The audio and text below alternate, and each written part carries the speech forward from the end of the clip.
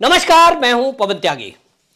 पश्चिम बंगाल में जो फर्जी टीचर घोटाला था, जिसमें लगभग 25,000 अध्यापकों की और ग्रेड बी ग्रेड सी की भर्तियां कर दी गई थी, उस भर्ती में भारी अनियमितता पाई गई थी। ऐसे अनेक बच्चे देखे गए जिन्होंने एग्जाम दिया नहीं और वो भी नौकरी प्राप्त कर गए। कई मंत्रियों के नेताओं के बच्चों को नौकरी पर रख दिया गया। घोटाला तब खुला कि मंत्री जी की एक बेटी जो नंबर कम होने के बावजूद भी टॉपर दिखा दी गई, वो पता चला, मामला खुला, कोर्ट में पहुंचा और अब ममता बनर्जी को जब हाई कोर्ट से झटका लग गया, कोर्ट ने यह कह दिया कि वो भर्ती निरस्त की जाती है, तो ममता बनर्जी इस समय बौखलाहट में हाई कोर्ट के जजों पर आरोप लगा रही है और वो ये कह रही है कि कोर्ट को भी बीजेपी ने खरीद लिया है। इसको लेकर वहां एक वकील हैं, उन्होंने बाकायदा कोर्ट को यह कहा है कि क्योंकि ममता बनर्जी कोर्ट के निर्णय पर सवाल ही नहीं उठा रही, जज के ऊपर टिप्पणी कर रही है कि जैसे जज ने पैसे लेकर यह निर्णय दिया हो। यह बहुत गंभीर है कि एक मुख्यमंत्री हाई कोर्ट के जजों को, न्यायाधीश के बारे में इस तरह की टिप्पणी करे कि जज बिक गए हैं, कोर्ट बिक गए हैं, और यह कोर्ट की अवमानना है। और इसलिए कोर्ट इस मामले में स्वतः संज्ञान ले और ममता बनर्जी के खिलाफ कार्रवाई करे। यह विकास रंजन है, एडवोकेट, उन्होंने कहा है कि इस मामले में जो महाधिवक्ता है उसकी परमिशन हालांकि मुझे चाहिए होगी, और इसीलिए उन्होंने कहा कि जब तक केस नहीं हो सकता महाधिवक्ता की परमिशन के बिना, और इसीलिए कोर्ट स्वतः संज्ञान इस मामले में ले। असल में मामला यह है कि जैसे ही निर्णय आया कि 24,000 भर्तियां निरस्त और इन सबसे ब्याज समेत वो पैसे वसूले जाएं जो इनको तनख्वाह के रूप में मिले हैं, पूरे पश्चिम बंगाल में हड़कंप मच गया। क्योंकि 24,000 उन शिक्षकों की भर्ती को जो निरस्त किया गया, इसकी गुना अगर आप 5 से कर लें, क्योंकि पूरा एक परिवार इसके साथ जुड़ता है, लगभग लाखों लोग, और पूरे पश्चिम बंगाल में ये सब टीएमसी के कार्यकर्ता थे जिन्होंने टीएमसी के नेताओं को पैसे दिए थे। तो ममता बनर्जी के खिलाफ एक पूरा माहौल खड़ा हो गया। पश्चिम बंगाल में ये आवाजें उठने लगी युवाओं की तरफ से कि हमारे तो पैसे भी गए, 5-5 लाख रुपए दिए थे और नौकरी भी चली गई। ममता बनर्जी की जमीन खिसकती हुई दिखाई दी। तो हालांकि वो सुप्रीम कोर्ट पहुंची हैं, हाई कोर्ट के फैसले को चुनौती दी है, लेकिन इस मामले में जो उनको डैमेज होना था वो हो चुका। तो ममता बनर्जी के बोल देखिए, वो कहती हैं ये बीजेपी, वो क्या शब्द उन्होंने बोला, बीजेपी ने हाई कोर्ट को खरीद लिया है, बीजेपी ने सीबीआई को खरीद लिया है, बीजेपी ने ईडी को खरीद लिया है। यानी ईडी हो, सीबीआई हो या एनआईए हो, यहां तक कि एनआईए छोड़िए, जो केंद्रीय सुरक्षा बलों की नियुक्तियां इस समय चुनाव में की गई है, क्योंकि भारी हिंसा पश्चिम बंगाल के चुनाव में होती है, और यह कोर्ट ने कहा है। अभी रामनवमी का जो यात्रा थी उसके ऊपर जो हिंसा हुई मुर्शिदाबाद में, उसको लेकर टिप्पणी आई थी हाईकोर्ट की। तो जो केंद्रीय सुरक्षा बलों की नियुक्ति चुनाव आयोग ने की है, ममता बनर्जी ने उस पर भी टिप्पणी कर दी कि सीएपीएफ जो है ये बीजेपी के कार्यकर्ता हैं, बल्कि आरएसएस बोल दिया उनको। यानी ममता बनर्जी के लिए केवल ममता बनर्जी और उनकी पुलिस, वो तो ठीक है, बाकी सब खराब है। सेम आप देख लीजिए, नेताओं की यही हालत है। आम आदमी पार्टी के नेता अरविंद केजरीवाल या आप नेताओं, उनकी भी यही बयान रहता है। मतलब उनको लगता है कि बाकी सब खराब, तुम ही ठीक हो। तो ममता बनर्जी की बौखलाहट साफ साफ दिखाई दे रही है। उनको लग रहा है कि हाईकोर्ट के इस फैसले के बाद पूरा पश्चिम बंगाल, खासतौर पर युवा, उनसे नाराज है और उनके घोटाले की पोल भी खुली है। और अभी तो सीबीआई की जांच होनी है, लेकिन इस मामले में आपको बताएं कि जिस तरह से परेश अधिकारी जो था, उसकी बेटी है अंकिता अधिकारी, उसको टॉपर बना दिया। अनुव्रत मंडल की बेटी सुकन्या मंडल और उनके 6 और रिश्तेदार नौकरी पे रख दिए गए। तो पोल खुलना तो था ही कि भाई अनुव्रत मंडल, आपको याद होगा, वो गऊ के तस्करी में जेल के अंदर बंद है। तो मतलब भाई ऐसा कौन सा आप अमृत चख के आए हो कि भाई आपके फैमिली के सब टीचर लग गए, अधिकारी लग गए, और इसीलिए पोल खुली कि सब रिश्तेदार भर्ती हो गए। और इसी तरह आपको बता दें कि यह सब चलता रहा तो पार्थ चटर्जी जेल में है, उनके पास से 67 करोड़ रुपया कैश बरामद हुआ था। अभी तक वो खुलासा नहीं हुआ है कि वो पैसा और किन जगह जाना था। कहा जा रहा है कि ये जो 2024 का लोकसभा चुनाव चल रहा है, इसके लिए ममता बनर्जी ने वो पैसा इकट्ठा करवाया था, क्योंकि इनको सपना था कि मुख्यमंत्री के बाद इनको प्रधानमंत्री बनना है और भतीजे को ये राज्य की जिम्मेदारी सौंप देंगे, अभिषेक बनर्जी को। वो तो पश्चिम बंगाल में रहेगा मुख्यमंत्री, हम जो है प्रधानमंत्री बन जाएंगे।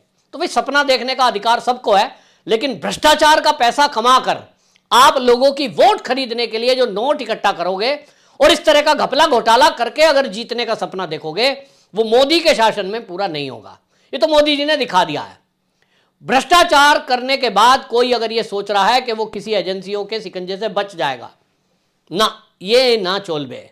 और इसीलिए ममता बनर्जी के जो खासम खास दिखाई दे रहे हैं, आप देखिए शाहजहां शेख है, अनुव्रत मंडल है, ये पार्थ चटर्जी है, ये वो लोग हैं ममता बनर्जी के जो इनके लिए पूरा मैनेजमेंट करते थे चुनाव का।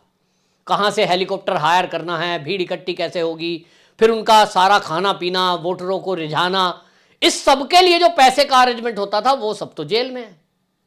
ममता बनर्जी को लग गया है कि हार तो पक्की है, भारतीय जनता पार्टी के प्रत्याशी जीतते दिखाई दे रहे हैं। अनुमान लगाया जा रहा है कि 42 में से 25 सीट तो बीजेपी पक्का जीत रही है। अब ममता दीदी जो प्रधानमंत्री बनने का सपना देख रही थी वो तो चकनाचूर हो गया, भतीजे को जेल जाने की नौबत आ गई है और इसलिए उलझुल बयान देंगी। भला ऐसा आज तक कभी आपने सुना है कि कोई चुना हुआ प्रतिनिधि, मुख्यमंत्री लेवल का व्यक्ति जज के ऊपर टिप्पणी कर दे कि जज बिका हुआ है? कल को सुप्रीम कोर्ट भी कोई अगर फैसला इनके फेवर में नहीं देगी, क्योंकि सुप्रीम कोर्ट में अभी ममता बनर्जी गई है, लेकिन अगर इनके फैसला इनके हित में नहीं हुआ तो ये तो वहां भी सुप्रीम कोर्ट के भी जज को कह देगी कि बीजेपी के गुलाम है या बीजेपी ने खरीद लिया है। तो इस तरह की भाषा का असर पड़ता है। हालांकि अब ये PIL डालने के लिए अनुमति मांगी है, लेकिन इस बीच क्या हाई कोर्ट स्वतः संज्ञान लेकर ममता बनर्जी पर कोई कार्रवाई करेगा? मुझे लगता है पिछले काफी दिनों में हमने देखा है कि जो कलकत्ता हाई कोर्ट है उसने कई बड़े फैसले और सख्त फैसले लिए हैं। तो अब मुझे लग रहा है कि जिस तरह की मांग वकीलों के द्वारा की गई है कि ममता बनर्जी पर मानहानि का केस चलाया जाए, लग मुझे रहा है कि मानहानि का केस चल भी सकता है और कोर्ट अब इस मामले में कोई एक्शन ले सकती है। तो ममता बनर्जी की मुश्किलें मुझे बढ़ती दिखाई दे रही हैं। मुश्किल तो बढ़ेगी ही, चुनाव होने के बाद या चुनाव होने के पहले, यह थोड़ा सा बस अंतर है। ये चुनाव निपटने दीजिए, ममता बनर्जी को इतना तो आभास हो ही गया है कि इस चुनाव बीतने के बाद उनकी खैर नहीं है, ये पक्का है। क्योंकि जिस तरह से हाई कोर्ट ने इस टीचर भर्ती घोटाले में ही आदेश दे दिया है कि CBI की जांच इसमें जारी रहेगी और जिस भी अधिकारी को उनको जांच के लिए बुलाना हो वो बुला सकते हैं, ये परमिशन दी है। ये बता रहा है कि ममता बनर्जी अभी चैन से रहने वाली नहीं है। मामला उनके भतीजे तक पहुंचा हुआ है। किसी भी घोटाले में अभी डायरेक्ट ममता बनर्जी का नाम तो नहीं आया है, लेकिन कई मामलों में ऐसी चर्चा है कि जो उनका भतीजा है उसको हिस्सेदारी मिलती है। अब ये कितना सच है कितना झूठ, ये तो एजेंसियां बताएंगी और प्रूव करेगा कोर्ट। लेकिन कोर्ट के निर्णय के आने के पहले ममता बनर्जी और उनके भतीजे की नींद इस बात को सोच के तो उड़ ही गई है कि जो मीडिया में चर्चा चल रही है कि कहीं ना कहीं चुनाव के बाद उनसे पूछताछ के लिए एजेंसियां उनको बुलाएंगी। और ईडी तो अभिषेक बनर्जी को पहले बुला ही चुकी है, विदेश में हवाला के जरिए कुछ पैसा पहुंचा है, ऐसी एजेंसियों के पास खबर है। तो कुल मिलाकर के ये जो बयानबाजी है, ये बौखलाहट भरी बयानबाजी दिखाई दे रही है। ममता बनर्जी को अपना डर सताने लगा है। पिछले दिनों तो उन्होंने बयान दे दिया था, मुझे और मेरे भतीजे को जान का खतरा है। ममता बनर्जी जिससे पूरे बीजेपी के कार्यकर्ताओं को खतरा है बंगाल में, हंसी की बात यह है कि वो ममता बनर्जी कह रही है कि मुझे और मेरे भतीजे को खतरा है, हमारे ऊपर हमला किया जा सकता है। मतलब नाटक नौटंकी की हद होती है कि आप जनता का वोट लेने के लिए कितना झूठ बोलोगे। लोग अब मूर्ख नहीं है कि आपकी चोट, आपके बयान, आपकी हालात देखकर आप कुछ भी कहोगे और चल जाएगा। वो कहते हैं ना, काट की हांडी बार बार नहीं चढ़ती। एक बार हांडी चढ़ गई कि आपके पैर में प्लास्टर लोगों ने देखा तो महिलाओं ने वोट दे दिया। फिर आपने सोचा आपकी बार चोट लगी हुई, चेहरा देखेंगे तो वो क्लोजअप में फोटो में खून बहता हुआ, वो भी पोल पट्टी खुल गई कि भैया एक CM है, उनको उन्हीं के घर में किसने धक्का दे दिया, ये खून की धारा बह रही है, इसको साफ क्यों नहीं किया।